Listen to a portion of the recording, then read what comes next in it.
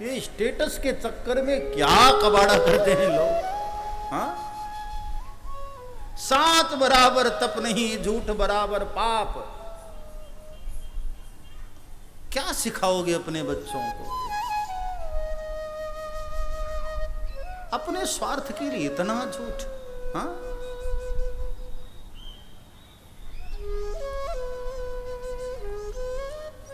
सत्य बोलो। आज की कथा से संकल्प लेकर जाना चाहिए, सत्य बोलना है। भगवान शंकर बड़े नाराज हो गए। कहा, मूर्ख ब्रह्मा, अपने प्रथम होने के चक्कर में तूने झूठ बोला और अपने गण को आदेश दिया कि इस ब्रह्मा को खत्म कर डालो, मार डालो इसको। और त्रिशूल लेकर के शिव के गण ने प्रहार किया, तब ब्रह्मा जी का एक सिर कट गया। पहले ब्रह्मा जी को 5 सिर हुआ करते थे और अब की बार वह चारों सिर काटने के लिए त्रिशूल उठाए। तब ब्रह्मा जी भगवान शंकर के चरण पकड़ दिए, बोले, नाथ क्षमा कर दीजिए, मुझसे बड़ी भूल हो गई। अहंकार में मैंने ये भी न सोचा कि मैं किसके सामने झूठ बोल रहा हूं। भगवान शंकर तो बड़े नाराज थे। कहा, दुष्ट, तुझे छोड़ूंगा नहीं मैं। तब भगवान नारायण ने उनकी ओर से प्रार्थना किया, भगवान क्षमा कर दीजिए, हम सब आपके ही द्वारा तो उत्पन्न किए हैं, आपके बच्चे ही तो हैं। छोटे अपराध कर देते हैं तो बड़े क्षमा भी तो करते हैं। नारायण की मधुर वाणी को सुनकर भगवान शंकर शांत हो गए, लेकिन कहा कि ब्रह्मा, तूने जिस बड़े होने के चक्कर में झूठ बोला है ना, जा, आज से श्राप देता हूं, संसार में कहीं भी तेरी पूजा नहीं होगी, कहीं तेरे मंदिर नहीं बनेंगे। और आप देख लो, पुष्कर को छोड़ दिया जाए तो ब्रह्मा जी के मंदिर कहां है? कहीं ब्रह्मा जी के मंदिर नहीं, कहीं पूजा नहीं होती ब्रह्मा जी की। और नाराज होकर के केतकी को भी श्राप दिया, उस पुष्प को, आज से तुझे धोखे से भी यदि किसी ने मेरे ऊपर चढ़ा दिया तो उसका सर्वनाश हो जाएगा। हर फूल स्वीकार करूंगा, लेकिन केतकी का पुष्प नहीं। इसलिए शिव पूजा करने वाले भक्तों को चाहिए, केतकी पुष्प भगवान शिव पर न चढ़ाए, उल्टा परिणाम हो जाता है। केतकी मतलब केवड़ा, केवड़े का फूल भगवान शंकर को नहीं चढ़ता। रोने लग गई, नाथ मेरी क्या गलती है, मैं तो ब्रह्मा जी के चक्कर में मारी गई। और जब बहुत रोने लगी तो आखिर करुणा के अवतार भी तो हैं, कर्पूर गौरम करुणा अवतारम।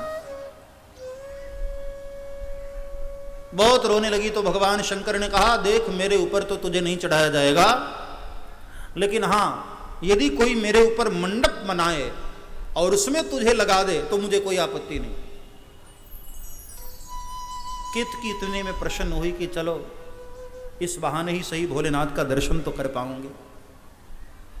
और भगवान नारायण को आशीर्वाद दिया कि आपने सत्य बोला है, इसलिए जाओ, आपको आशीर्वाद देता हूं कि संसार में कई अवतार आपके होंगे और अलग अलग रूपों में आपके अलग अलग मंदिर बनाए जाएंगे और जगह जगह आपकी आरती उतारी जाएगी, आपकी पूजा की जाएगी। कभी राम रूप में, कभी कृष्ण रूप में, और कभी हनुमान रूप में, कभी दुर्गा रूप में, समस्त रूपों में आपकी ही पूजा होगी। नमः पार्वती पतये हर हर महादेव। ब्रह्मा जी ने कहा, मेरे अपराध को क्षमा करिए प्रभु, ऐसा कुछ तो कहिए मेरे मन को शांति मिले। भगवान शंकर ने कहा कि आज से जो ज्योति है ना, संसार में मेरी इसी रूप में पूजा की जाएगी। और आज की जो रात्रि है वह महाशिवरात्रि के रूप में मनाई जाएगी। इसलिए अरुणाचल में आज भी वह ज्योति का मंदिर है, शिवलिंग वहीं प्रकट हुआ था, ऐसा मानते हैं भक्त लोग। और महाशिवरात्रि के दिन बड़ी भारी भीड़ लगती है, वहां बड़ा मेला लगता है।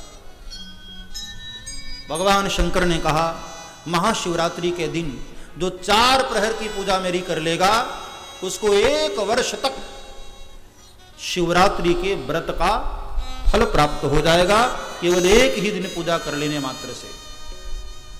और हर प्रकार की मनोकामना वो भी जो भी भक्त चाहेगा वह उसकी पूर्ण होगी। इसलिए जब शिवरात्रि आए तो 4 प्रहर की पूजा अवश्य कर लेनी चाहिए। साल भर करो न करो, साल भर की पूजा का फल 1 ही दिन में प्राप्त हो जाता है महाशिवरात्रि के दिन 4 प्रहर की पूजा करने से।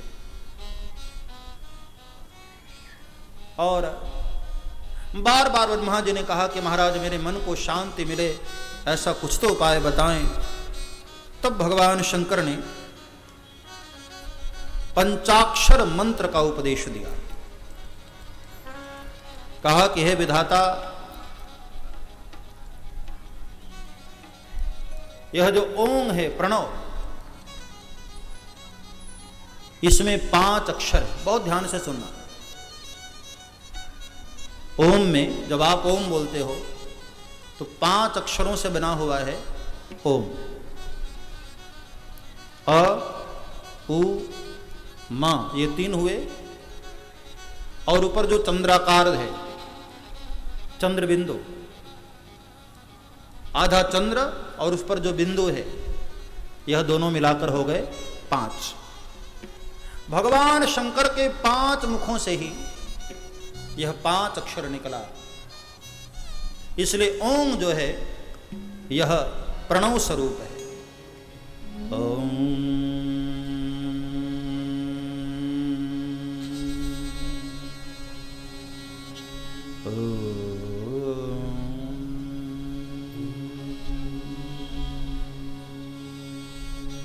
जब हम ध्यान की गहराई में उतरते हैं ना,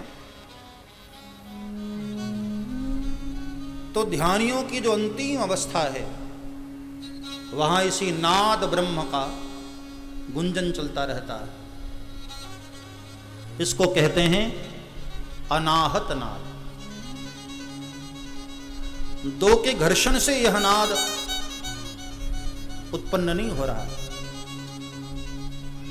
पूरे ब्रह्मांड में बस यही आवाज गूंज रही है। ओम।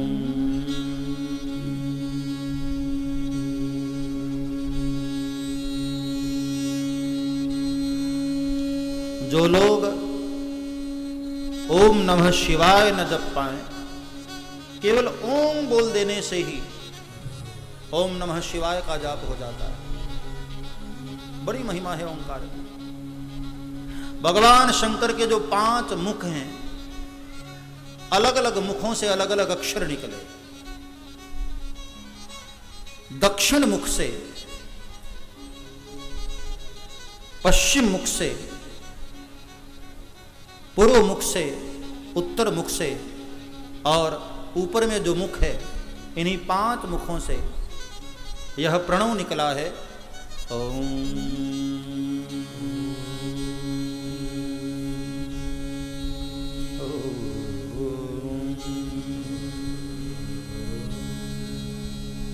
और फिर इसी ओम से ही निकला है नमः शिवाय।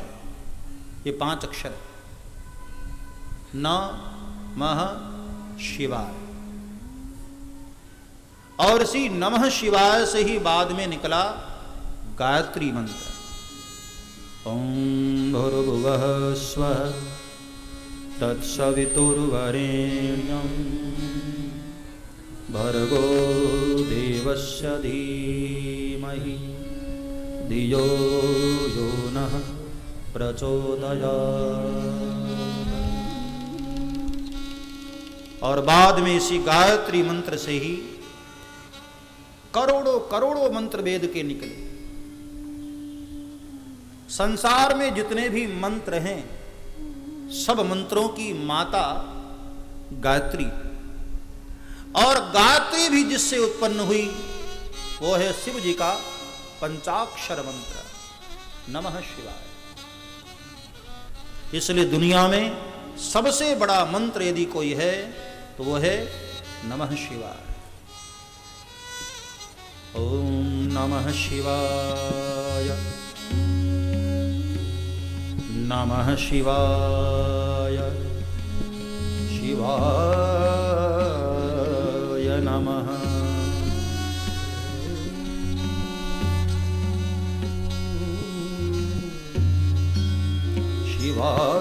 शिवाय नमः।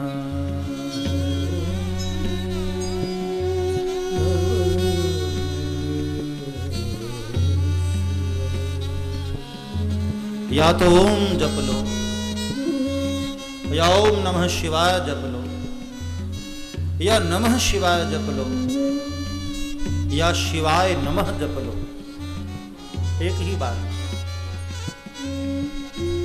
माताओं को ओम नमः शिवाय नहीं जपना चाहिए, शिवाय नमः जपना चाहिए। और जिनके कंधे पर यज्ञोपवीत नहीं है वह ओम नमः शिवाय न जपें, नमः शिवाय जपें, वरना दोष माना जाता है। माताएं जब भी जपें तो शिवाय नमः, और बगैर यज्ञोपवीत के जो लोग हैं वह जपें तो नमः शिवाय। और जिन्होंने गायत्री मंत्र लिया है, गुरुदेव से दीक्षित हैं, ब्राह्मण शरीर है, तो वह ओम नमः शिवाय इसका जाप करे। अब इसमें ऐसा नहीं सोचना चाहिए कि हम ओम नहीं जप पा रहे हैं तो नहीं, शिवाय नमः ही ओम नमः शिवाय है, नमः शिवाय ही ओम नमः शिवाय है, और ओम ही ओम नमः शिवाय। बर्फ ही पानी है, पानी ही बर्फ है। बर्फ का पिघलता हुआ जो रूप है वह जल है, और जल का घनत्व रूप जो है वह बर्फ है। दोनों एक ही, चाहे ओम नमः शिवाय जपो या शिवाय नमः जपो।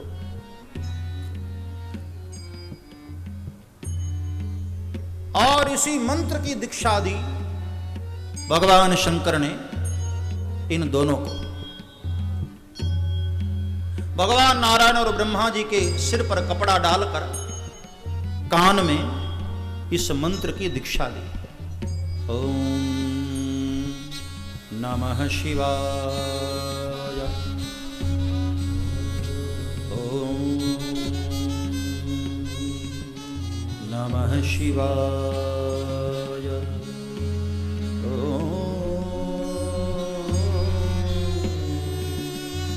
नमः शिवाय।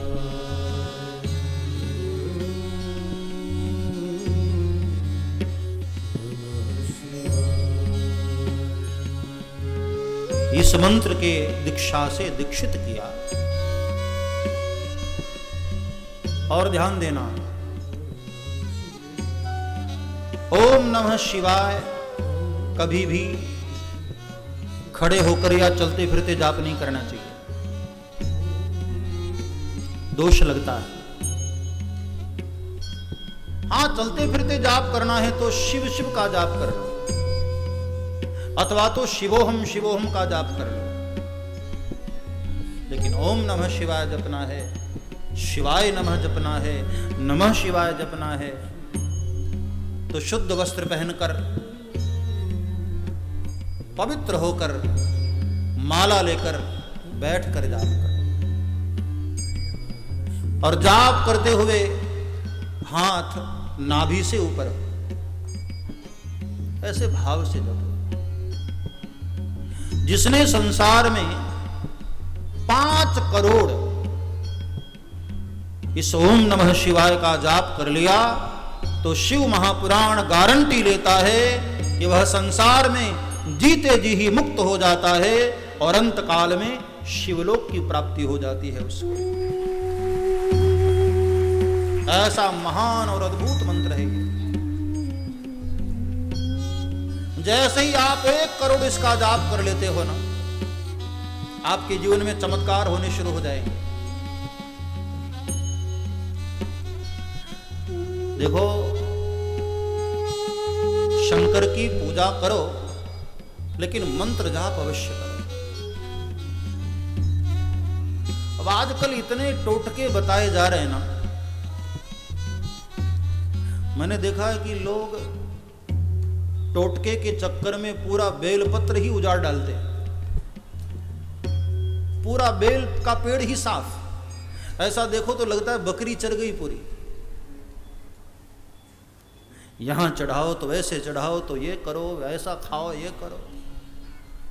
भाई शिव महापुराण में ऐसा कुछ नहीं लिखा है। शिव महापुराण में स्पष्ट कहा गया, बिल्व पत्री चढ़ाओ, बाबा को बड़ा प्रिय है, लेकिन साथ में तप भी करो। अब ऐसे ही बगैर तपस्या के सब कुछ मिलने लग जाए फिर तो भगवान बड़े सस्ते हो गए। फिर तो तपस्या का कोई मतलब ही न रहा। करना कुछ है नहीं और बस बेलपत्र से सारा काम हो जाए। तप करो। ब्रह्मा ने भी तप किया है, भगवान नारायण ने भी तप किया है। तप के द्वारा जगत की सृष्टि होती है, तप के द्वारा जगत का पालन होता है और तप के ही द्वारा रुद्र संहार करते हैं। जीवन में तप तो चाहिए। भाव से पूजा करो और जितना हो सके ओम नमः शिवाय इस मंत्र का जाप करो। जीवन रहते रहते कम से कम 5 करोड़ तो इस मंत्र का जाप कर ही लेना चाहिए। एक पुरस्चरण तो कर लेना चाहिए। और जिसने 3 पुरस्चरण कर लिया, वह तो धरती पर समस्त सुखों को प्राप्त करता है और अंत काल में देवताओं जैसा सुख प्राप्त करता हुआ भगवान शिव के चरणों में स्थापित हो जाता है। जिसने 5 करोड़ जप लिया, 3 पुरस्चरण कर लिया, जिसने जब पुरस्चरण करो मतलब 1 करोड़ इस मंत्र का जाप करने का संकल्प लो, तो उतने दिनों तक पवित्र भाव से रहो, ब्रह्मचर्य व्रत का पालन करते हुए, किसी की निंदा चुगली किए बगैर, गलत बातों को सुने बगैर, गलत दृश्यों को देखे बगैर शुद्ध मन से इस मंत्र का जाप करो।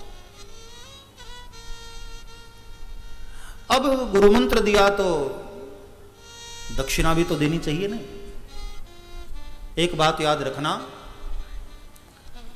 शास्त्रों में ऐसा कहा गया है कि जब भी गुरुदेव के द्वारा ज्ञान मिले तो दक्षिणा अवश्य देनी चाहिए। दक्षिणा के बगैर दिया गया जो ज्ञान है वह वापस लौट जाता है।